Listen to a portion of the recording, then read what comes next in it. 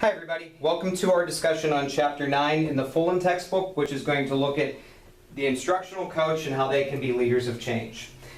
This concept really is one that you have to be familiar with because this is growing and this is changing in our school system. Instructional coaches weren't big in the 70s and 80s and 90s. But with this whole push for instructional leadership and the realization that principals need to be managers too, this is a hot button issue now in education, and it's why it's in the Fullan book. It's a big part of school reform. It's going to be an important topic because you really can influence change in your position if you were an instructional coach. When you go to central administration, it's a great trajectory position, and it's one that's going to help you be more effective in your role if you make it as a central administrator. So I call teacher leadership a myth in some forms because you're going to work in some districts that are highly, highly supportive of it, and you're going to work at some districts that do not believe in the teacher leader model. It depends on the district, and it depends on how they use teacher leaders. So you need to determine as a district how you would use a teacher leader and what that would look like to you as well. I think this is district specific. I really do, and I think you have to determine what that looks like on your own. It is the position in the middle. I've said this already, but you're going to hear it from me over and over and over again. They are not administrators, but they are not teachers. They are in the middle. Most of the time, if you're pulling somebody, and I do this with succession planning, and I'm looking for the person that is going to best transition to an administrative position, that's potentially somebody that's in the middle. But what happens if that individual doesn't want to be in administration? What does that look like? Well, then they get to be a good teacher leader. The question is, will the principal respect them for being a teacher leader? And that's a debate that is ongoing and we're always going to continue to have. So I believe they're valuable, but it's up to the building principal to determine how valuable they are. I have seen teacher leaders treated incredibly unfairly in education. The building principal has to be the one to use them effectively and use their skills and talents in an appropriate manner and make sure they are tapped and they're used for what they're supposed to be used for. So, the instructional coach may not have a trajectory to be an administrator. Here's the challenge that we get into, and let's be honest, this is a national thing, this is not an Oklahoma thing, this is not a Pennsylvania thing, not a Florida thing. This trajectory, you are preparing for central administration. There are some people that will block you. Even if your dream is to be a curriculum director in central administration, you could be blocked because the district culture might say you've never had building level experience, so you're blocked from it. That's something that you need to consider. If you want to be a superintendent or curriculum director, find out if your district is one that requires you to be a building principal before you make that decision. So, instructional coach should be exactly how it sounds. They should support teachers and not be administration. Big idea. Teachers have to trust them, understand the role, and support them, but not treat them like an administrator. They are technically teachers or the person in the middle. If they're presented as administration, you get the us versus them counterpoint, so you have to avoid this happening. This is what the role should be and what it should look like. The most important thing that an instructional coach has to do is stay detached. The Rock would say, know your role, shut your mouth, and that's what an instructional coach needs to do. They have to help the teaching staff.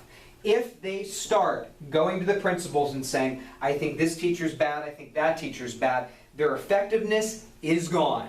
They have to make sure that they're helping the teaching staff and supporting teachers where necessary and doing the right thing when it comes to working with the teachers, not the principal. A lot of the times, the position could be a funding issue. I have seen in Pennsylvania, this was highly common with our technology instructional coaches. They were there, they were put in their roles, and then they were told that they had to be back in the teaching staff. Now they've gotten an ego. They weren't teaching. Now they're going back and they're being teachers again. This can be a problem. It can be a concern when we're looking at the position, because then they've created themselves and they're stuck in this difficult position to be in. They've ruined any potential relationships they may have. So, most of the time, there's this cycle. There's the attempt, attack, and abandon cycle when an instructional coach offers something to a teacher. Practices are introduced. The teacher says, we're going to do it. Individuals in the school district attack it. Most of the times teachers saying, we've tried this before, it's never worked, blah, blah, blah. Then the district leaders abandon it. When that happens, the instructional coach looks like a dummy. We do not want our instructional coaches to look like a dummy. They're in the middle.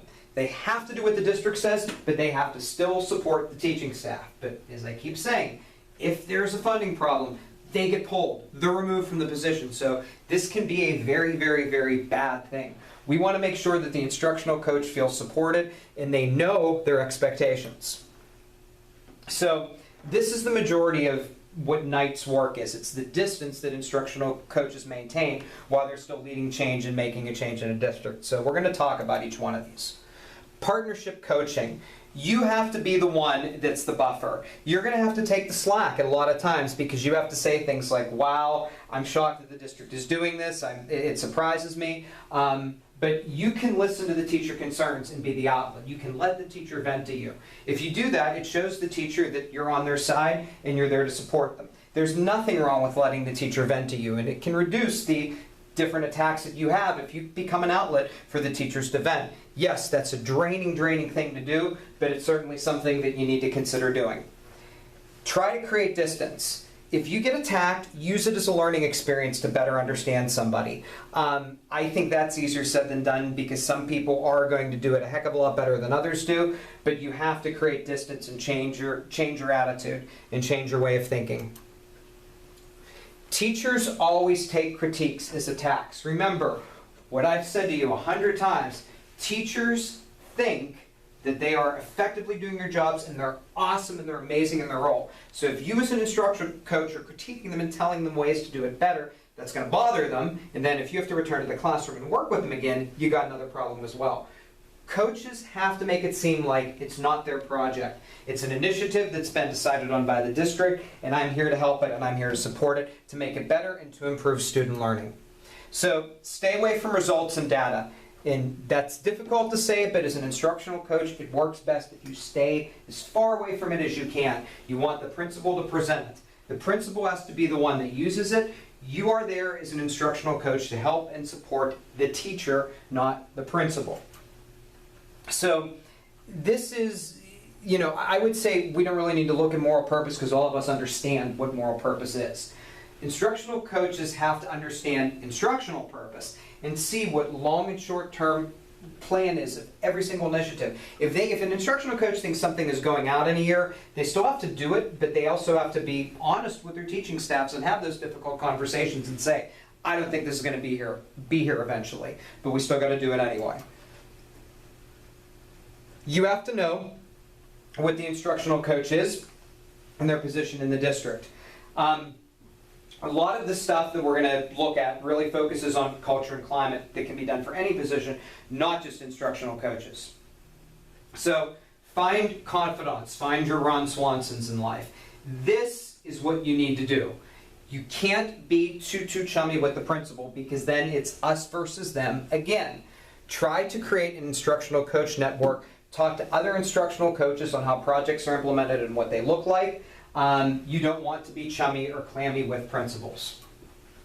Have a network. Seminole County, Florida, perfect example of this. Once a week for their instructional coaches, they get together and they meet.